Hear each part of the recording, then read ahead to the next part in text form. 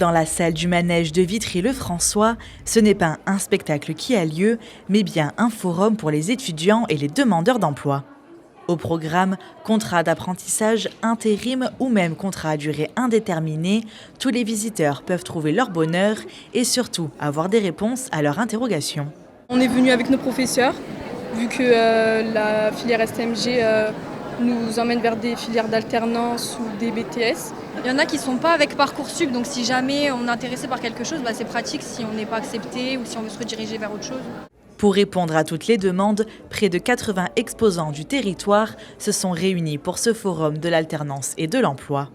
Que ce soit des entreprises ou des centres de formation, tous recherchent leurs nouveaux collaborateurs. Nous, en fait, on ne propose pas de formation à proprement parler. Les jeunes qui intègrent ont tous des projets différents.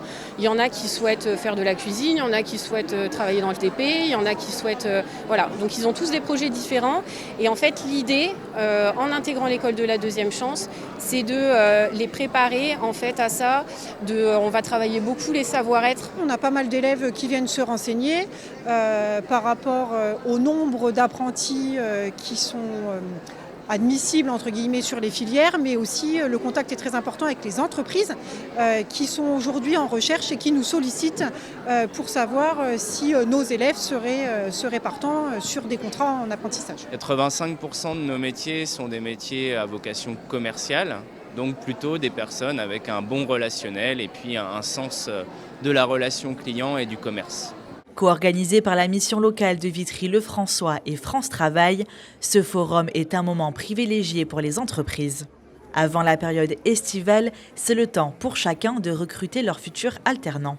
Pour justement faciliter la mise en relation entre le public et les entreprises et les organismes de formation.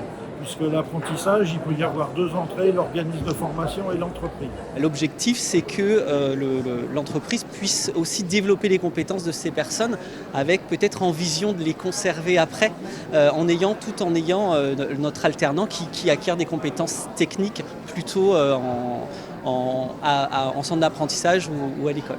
En plus des stands, une table ronde a été organisée entre des professionnels du tourisme et des étudiants dans le cadre de la semaine consacrée à ces métiers.